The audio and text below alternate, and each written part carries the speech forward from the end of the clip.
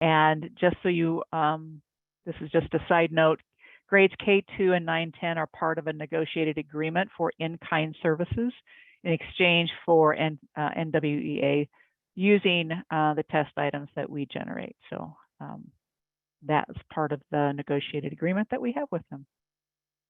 Any questions about what's happening next year?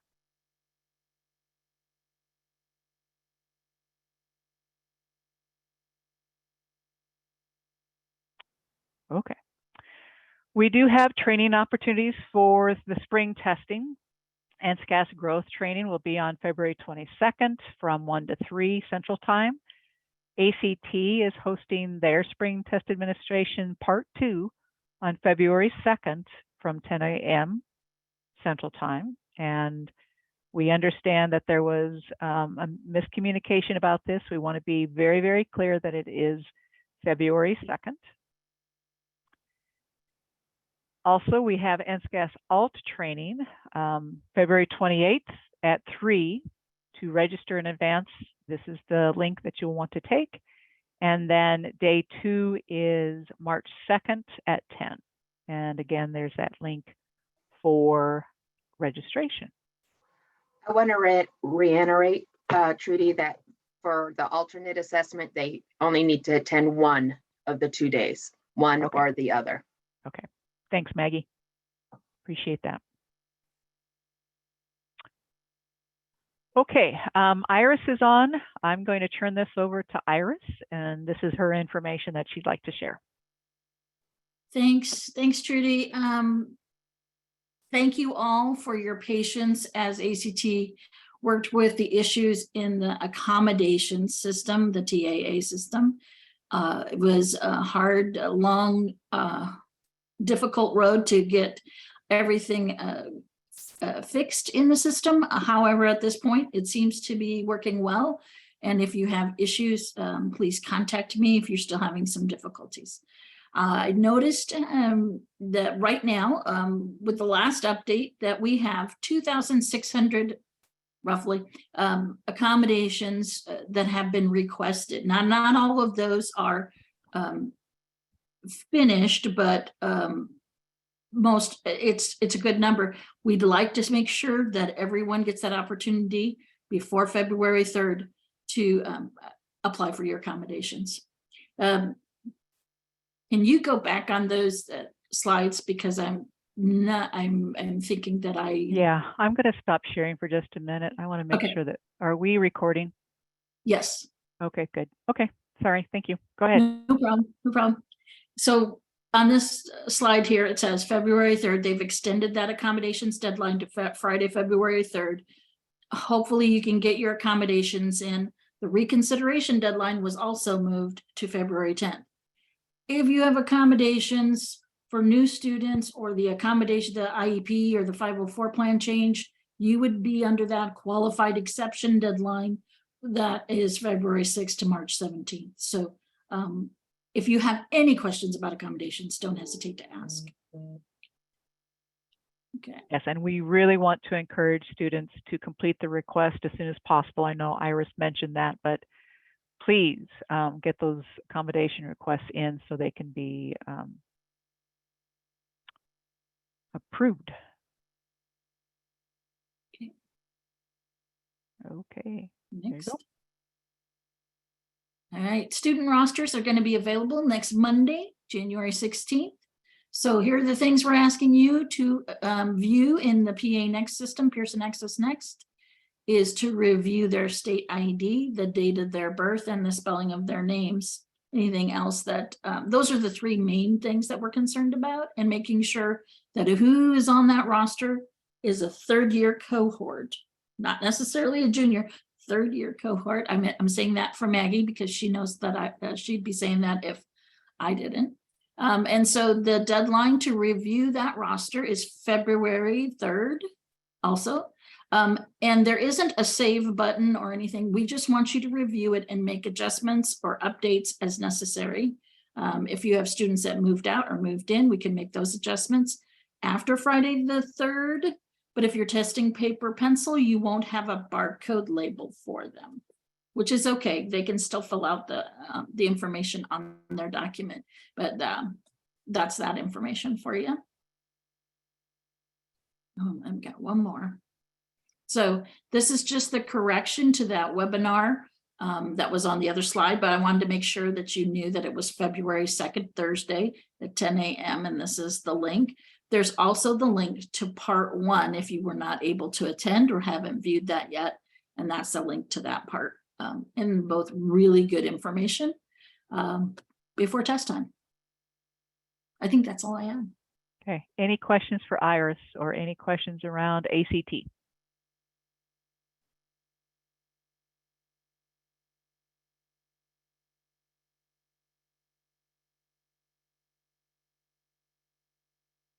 Always call or email me, let me know.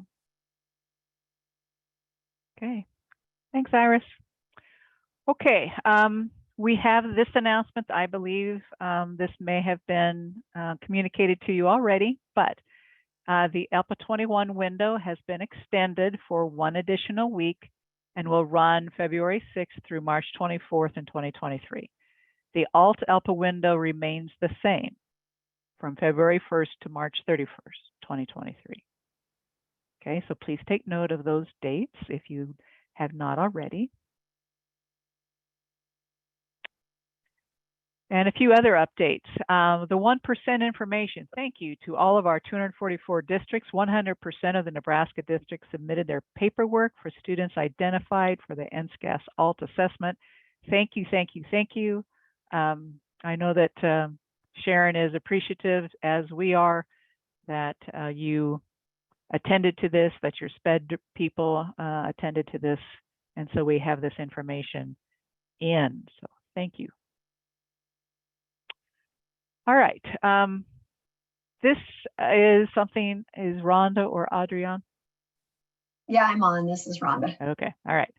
So we are sharing the lessons learned document from NSCAS Science. Please share this document with the Science District Curriculum Directors and or the Curriculum Directors. Let me see if this is going to launch. Do you folks see this document? Yeah, Trudy, I can talk just a little bit about that. As you scroll down, you'll see that it really shows how the design of the NSCAS Science test. And if you keep scrolling, you'll get to see what it's measuring. We're really measuring sense making, and you get to see a sample performance task map there on the left, like how they're put together, how the item writers, teachers, educators from Nebraska, how they developed a task. And for NSCAS science, there's typically like 5 to 8 tasks on a form. So that kind of shows you how they were put together. And then the next slide, I think, would be really important for educators in science. These are some things we noticed, and some general trends, like kids typically had a little more difficulty with any of the items that required some math computation. So that integration of math with science, that was a little more difficult. They also, as you see, the CER stands for claims, evidence, and reasoning. So when kids had to either make a claim or support a claim with evidence, that was a little more difficult. So that type of thinking and work in their classrooms would be something that would be great to communicate with the teachers, so that they're giving kids opportunity to practice this. And kids also had some difficulties with investigations. Not that they don't know how to investigate in science or do a lab, but in a situation where they had to say what questions might be best to investigate if you're trying to figure this out, or what steps in the process would you go about doing that? And sometimes if it's a multiple choice situation, they have to put them in order or do something like that. That was a little more difficult. And as you can see, the type of item type that gave them the most difficulty was they were not the multiple choice, but like text entry, or if they had to do choice multiple, where they had to select 2 or more correct responses. This really came through in 8th grade. more so than 5th grade. In 5th grade, we usually tell them how many responses to select. In 8th grade, we're asking them to we don't cue them to exactly how many. So these are just some trends, and then you can see some adjustments that we've made. These are some things, because we notice these things, these are some things and trends we're starting to make on the we did make for the 2023 assessment, and item writers focused on these things so that we make sure we're getting kids the best opportunity to show us what they know and can do. So, and then the last page really quickly, I think it's just more resources. If you or your science directors or teachers are looking for them. So reach out if you have questions to me, Rhonda True at nebraska.gov, or Audrey Webb as well. Thank you. Thanks, Rhonda. And I saw a question in the chat from Bethany about offering a calculator, since we are not measuring computational skills. That is something worth investigating. I thought the calculator was embedded in the system, so we'll follow up on that. Thanks for bringing that. Can you still see the screen, the PowerPoint? Yes. Oh, okay, good deal. Oop, oop, oop. All right, summer work. Whoop, whoop, whoop. As you can see, we are going to have quite a bit of work that we are asking our Nebraska educators to participate in. Wanted to share this with you again. This appeared in the last DAC update, and so want to share this again. Math, ELA, and science are all going to have some work done.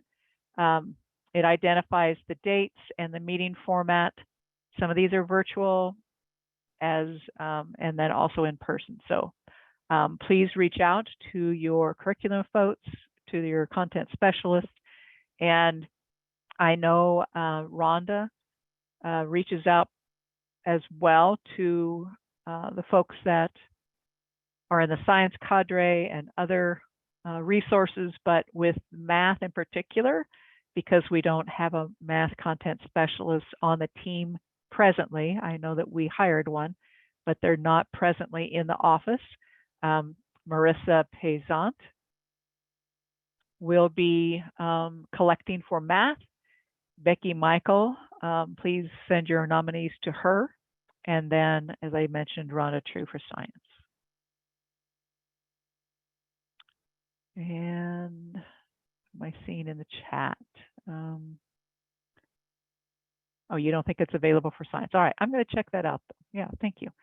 So some of the teachers I work with who have participated in the work in the past pointed out that the other day that the stipend amount that NDE pays has not changed since the beginning of NISA. So I did some investigating on that, actually, Bethany, and I thought it was determined by accounting, and it turns out that that is not the case. So I reached out to other states to see what they are doing, and I do have some information on that. But so the amount is going to change. I do need to run it by budget folks. I can't tell you how much it's going to be right now. What I am thinking, I guess I can tell you this, is $175 per day. And I know that that's not a huge jump from 150, but that's what I'm thinking. But I do need to run it by the budget folks. All right. And the next slide is text to speech. All right, so text to speech. I know that we get some calls on this periodically.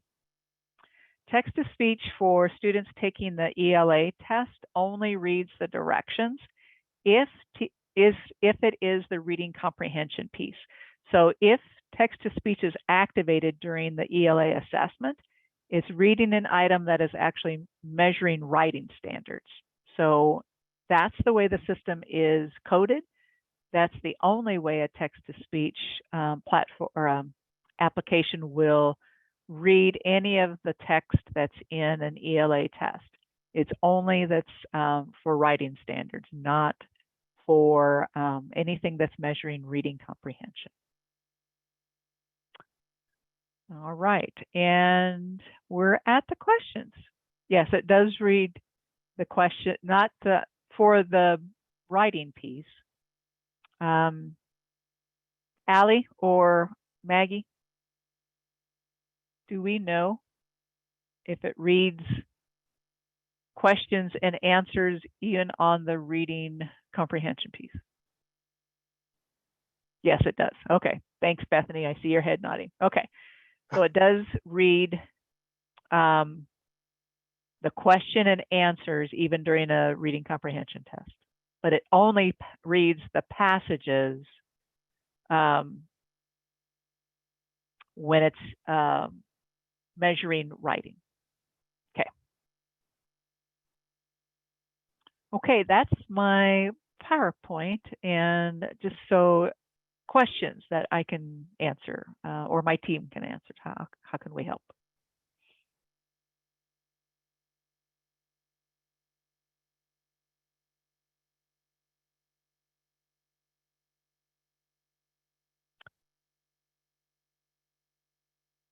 Yeah, Maribeth, I'm going to be answering that for you in the email, but I did clarify that during the last DAC meeting. If schools choose to take NSCAS in the fall and winter, NDE still takes the student's highest score.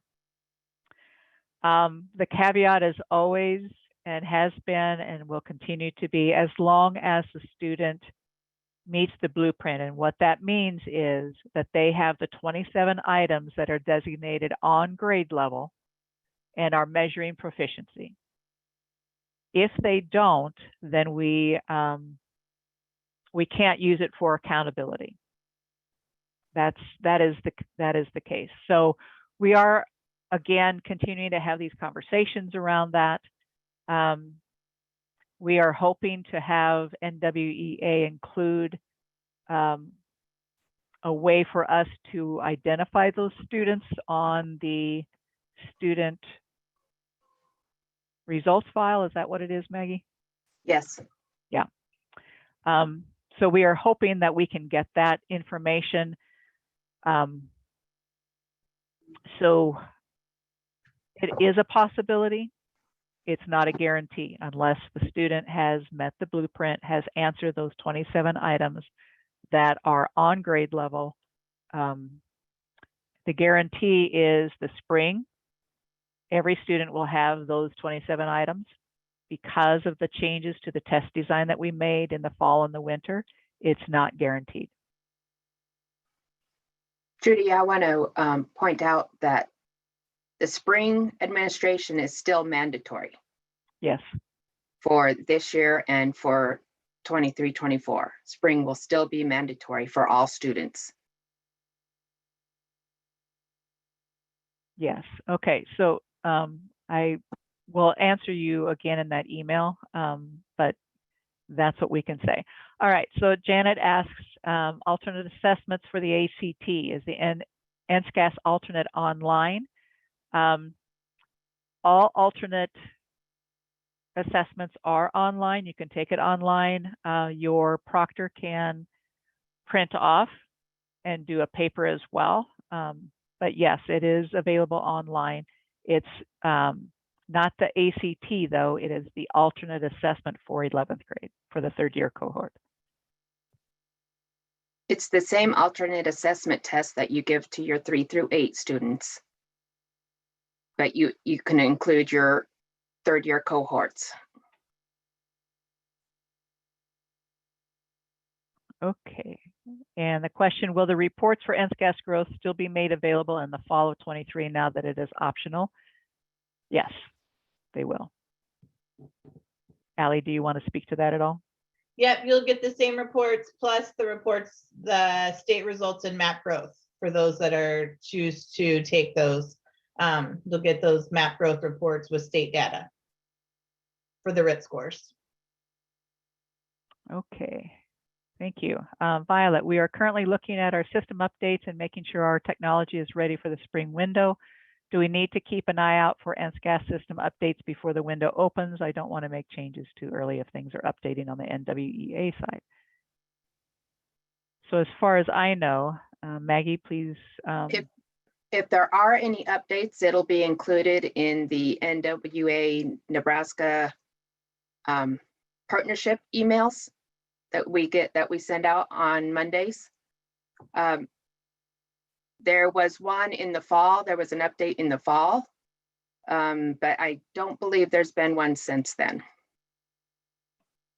But the links are included in that partnership email.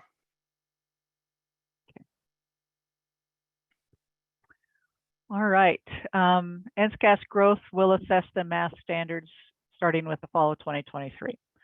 The reason why the ELA standards were not, the new ELA standards were not measured in the fall was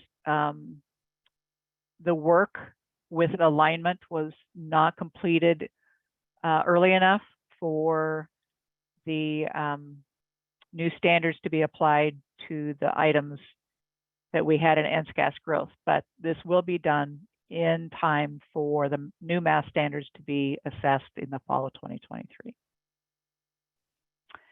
Okay, if a student meets the blueprint in the fall or winter, is that the reported score for NSCAS? The spring score is the accountability score.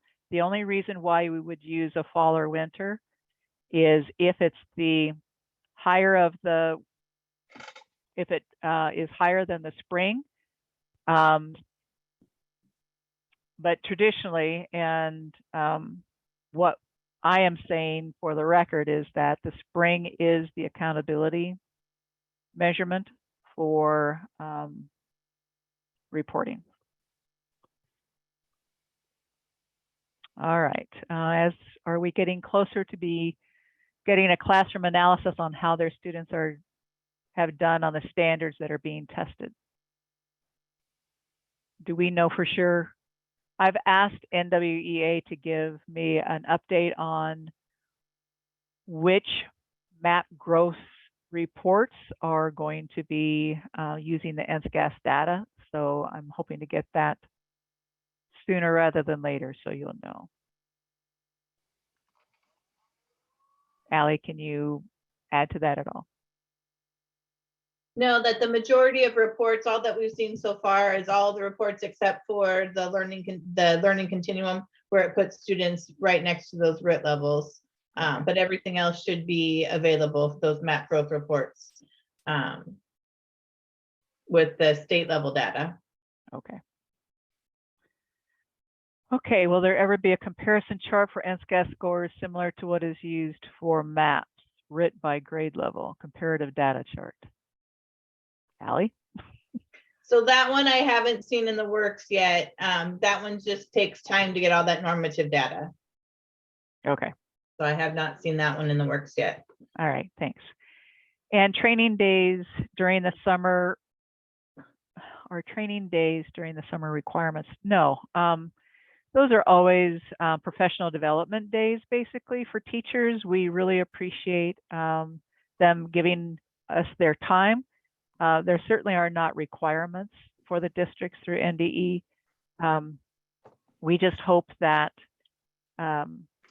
you know, the strong content specialists and the strong content teachers are part of the work. We certainly want a cross section of the districts. It's just a good, strong opportunity for professional development, assessment, literacy, and so forth for your teachers. So it's something that we ask you to encourage, but it certainly is not a requirement.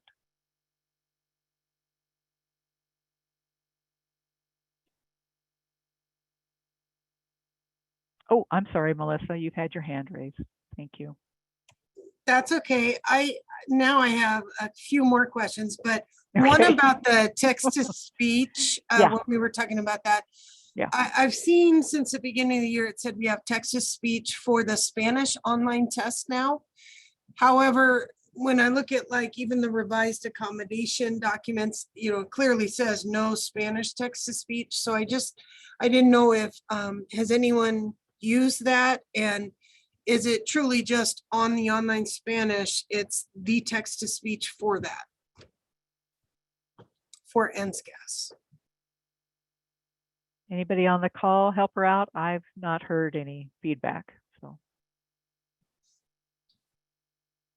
I just want to confirm it because in the accommodations, it still says no Spanish text to speech, but okay, so I can probably wait for the training on that. But does anyone know when the DRC, I saw the training date, but when does that management system open? Does that open before the training? So that we can. February 20th. February 20th, fantastic. And then lastly, on that summer work where it says virtual or in person, I know people had talked about, does the virtual mean like live virtual in the moment, or are those, somebody had talked once maybe about like independent, where you're assigned maybe like alignment, you're doing some of that work on your own virtually, or is that virtual means you're just doing a Zoom meeting? Rhonda, you can speak to this, but my understanding is that often there is some training where everyone is on a Zoom and then they are partnered up. That partnership then goes to work on their own. And then there are different times when there are check-ins, when there are hours of support that they can check with the NWEA content specialist or our content specialist. I know one of the ways that they are looking at this coming year is to have training separate from the work, so they get their materials ahead of time to work or read through on their own, and then they come with questions, and then so much of the work is actually the work instead of the training time. So Rhonda, if you want to add on to that. Just a little bit to that, Trudy. That was a great overview, but specifically like when we're doing content and bias review type sessions, a lot of times those happen like during school year time. So we know it's harder to get teachers out of the classroom. So what we did for science, and I can speak to science in the past, is we brought them together, trained them one evening, or there was training, and then they went back and reviewed items for content and bias, depending on what they were, how they were selected, whether it was for content or bias after the training. And then we brought them back together again. We gave them a certain amount of time to do the independent work, brought them back together again, and then went through feedback that they had provided. So it was kind of a both, like Trudy said, you get the work ahead of time so that when you act, but you had to be trained, there had to be training, then you go do the work and then come back together. So the other thing I want to note for science is that we're going to hold it in 2 different places, more centrally located, and then one, because we need a couple weeks. We're still trying to build up the bank for science. And so we'll hold one in Lincoln and one more central Nebraska, whether that be Kearney or North Platte, to provide teachers and educators. We heard from them feedback from AAC as well as feedback from educators. If they could go home every night so they could do activities, their kids' activities, whatever, it'd be great. So we're trying to provide different places so people don't have to spend the night every night if they don't want to, if they have families, whatever. So we're just trying to be really flexible in our thinking with that. And I think that came through as an idea through some of the AAC group. So appreciate that. Okay, I think we got Melissa's questions. Okay, anybody else with questions?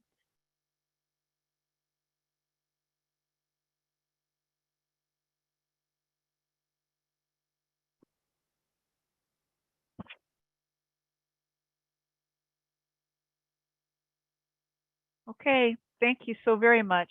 Appreciate your time and your questions as always. We want to make sure that you get your questions answered.